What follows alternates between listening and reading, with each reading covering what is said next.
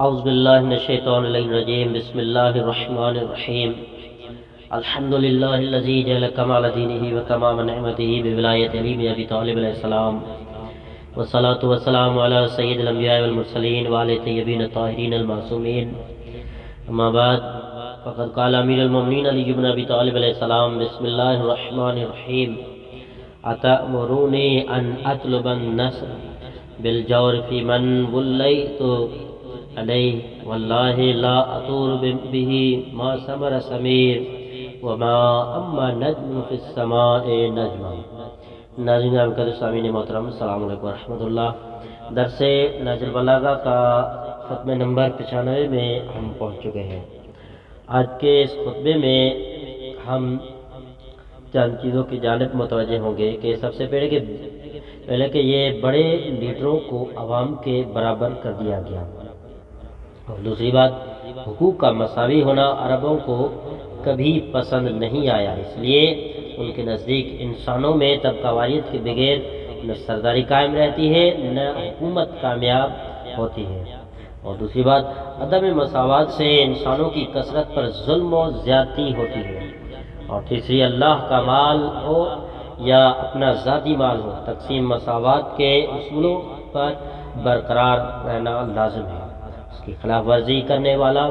چند لوگوں کی نظر میں بلند ہوگا مگر اللہ کی نظر میں پست و ذلیل ہو جائے گا۔ اور چوتھی بات، علی علیہ السلام قیامت تک انسانی حقوق کو برابر رکھنا چاہتے تھے۔ آئیے خود میں چلتے کہ مولا فرماتے ہیں، کیا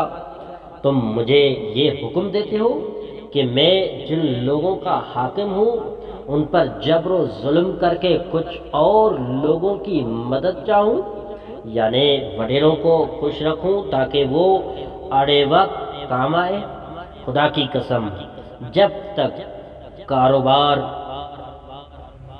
دنیا داری ہے میں یہ طریقہ اختیار نہ کروں گا، اور جب تک آسمان کے ستارے ایک دوسرے کی طرف جھکتے رہیں گے میں مساوات برقرار رکھوں گا۔ اگر یہ مال میرا ذاتی بھی مال ہوتا تب بھی میں ان میں سے برابر کی تقسیم کرتا، چہ جائے کہ وہ مال تو اللہ کا مال تھا جس کے برابر تقسیم کرنے کا حکم و عمل ثابت ہے، یعنی یہ امید مجھ سے نہ رکھنا کہ میں طبقہ واریت کو جاری کروں گا۔ پھر علی علیہ السلام نے فرمایا کہ اس میں کوئی شبہ نہیں، مال کو تقسیم کرتے ہوئے ناحق کسی کو دے دینا فضول خرچی ہے جو منع ہے، اور خرچ میں حد سے بڑھ جانا ہے، اور فرماتے ہیں فضول خرچی اور بے جا خرچہ کرنے والے کو دنیا میں بلند مرتبہ دیتے ہیں اور آخرت میں پست کر دیتے ہیں، اور لوگوں کے اندر فضول خرچی کرنے والے کی عزت بڑھ جاتی ہے لیکن اللہ کے نزدیک ذلیل ہو جاتا ہے، اور جو شخص مال کو ناحق خرچ کرتا ہے یا نااہل کو دیتا ہے اللہ اس شخص کو ان لوگوں کے لشکر اور احسان شناسی سے محروم ہی رکھتا ہے، اور ان کے دوستی و ہمدردی بھی غیروں ہی کے حصے میں جائے گی، اور اگر کہیں اس کا پیر پھسل جائے یعنی اسے غربت آ گھیرے تو وہ انہی لوگوں کا محتاج ہو جائے گا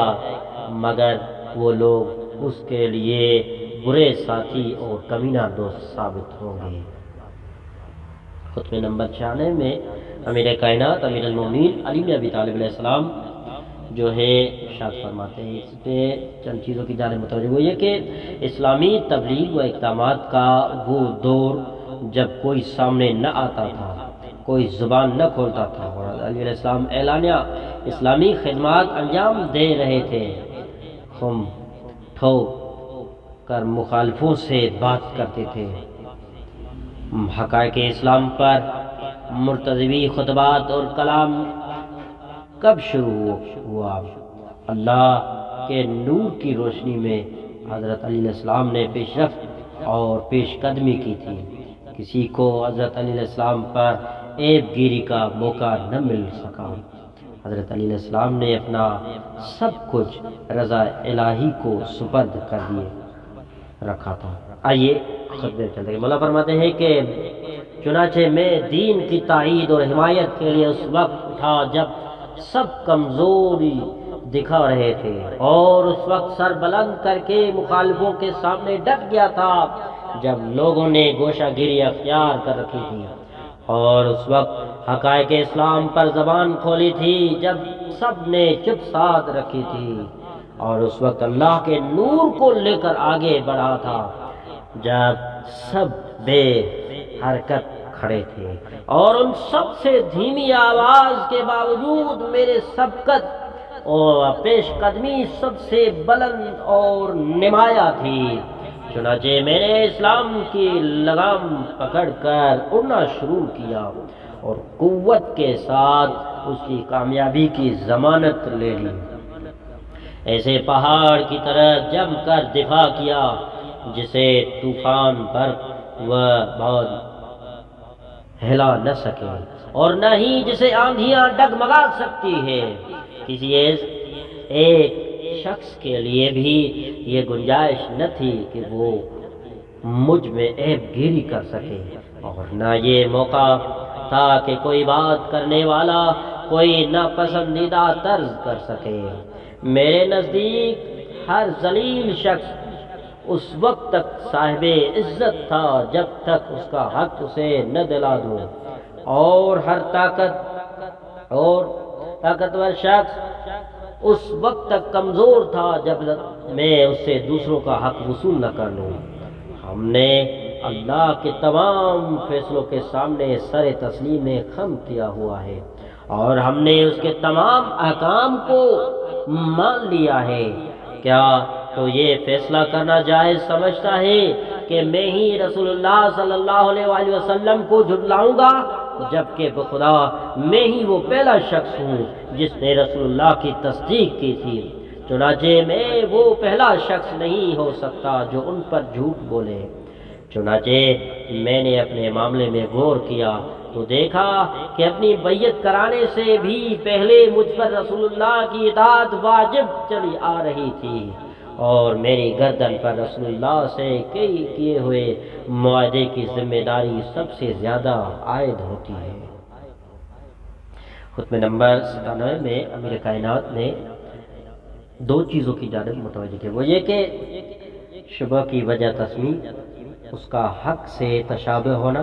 اور دوسری شبہات حق کو نکالنے میں بھی مددگار ہوتے ہیں، اور باطل میں الجھ جانا اور غلط راہوں میں بھٹک جانا بھی شبہات ہی کی وجہ سے ہوا کرتا ہے۔ مولا فرماتے ہیں کہ اور اس کے سوا اور کوئی وجہ نہیں کہ شبہ کو اس لیے شبہ کہا جاتا ہے کہ وہ حق سے مشابہت رکھتا ہے، لہذا حق سے مشابہت کی بنا پر اس کا نام شبہ رکھ دیا گیا ہے۔ چنانچہ اولیاء اللہ کے لیے شبہ میں سے یقین کی چمک نظر آ جاتی ہے، اور انہیں دلیل کے ساتھ ہدایت کی سمت میں رہنمائی مل جاتی ہے، اور وہ رہ گئے دشمنان خدا لوگ ان کے لیے شبہ میں گمراہی کی دعوت ہوتی ہے، اور انہیں دلیل کے ساتھ شبہ اندھا کر دیتا ہے۔ چنانچہ موت ایسی چیز ہے کہ اسے ڈرنے والا موت سے بچتا نہیں، اور جو موت کو محبوب سمجھتا ہو موت اسے بقا فراہم نہیں کرتی ہے۔ خطبہ نمبر 98 میں مولا نے چند چیزوں کی جانب متوجہ کی ہے، وہ یہ کہ وفا اور سچائی دونوں کا مستقل ساتھ ہے، اور ان دونوں میں سے بڑھ کر کسی اور چیز کو محافظ نہیں جانتا ہوں۔ جو شخص اپنے مرجع کو سمجھ لیتا ہے وہ کبھی غداری نہیں کرتا، اس لیے کہ اسے آخرت میں محاسبے کا ڈر رہتا ہے۔ ہمارے اس زمانے میں مکر و فریب اور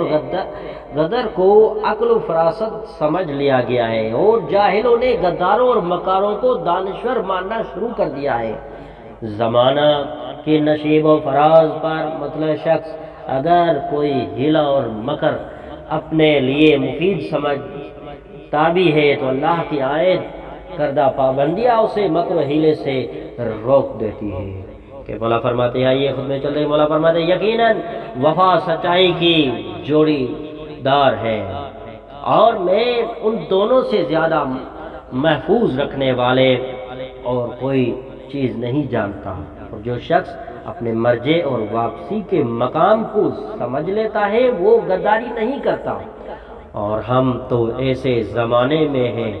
جس میں لوگوں کی کثرت نے غداری کو فراست اور عقل مندی سمجھ کر اختیار کر رکھا ہے، یعنی غداری فیشن بن گئی ہے، اور جاہلوں نے اس زمانے میں ان کی غداری کو حسن تدبیر کہہ کر ان سے منسوب کر دیا ہے۔ انہیں کیا ہو گیا ہے، خدا انہیں قتل کرے۔ یقیناً وہ شخص جو معاملات کے نشیب و فراز جانتا ہے وہ ہر کام کی تدبیر اور ہیلے پر مطلع ہو جاتا ہے، لیکن مکر و ہیلے و غداری کو کام میں نہیں لاتا، اس لیے کہ اللہ تعالیٰ کی اجازت و ممانعت نے اسے روک رکھا ہے، لہذا وہ قدرت و اختیار اور موقع ہوتے ہوئے بھی ہیلا و مکر و غدر استعمال نہیں کرتا۔ اور جو شخص دینی احساسات اور ذمہ داریوں کو سامنے نہیں رکھتا وہ موقع ملتے ہی غدر و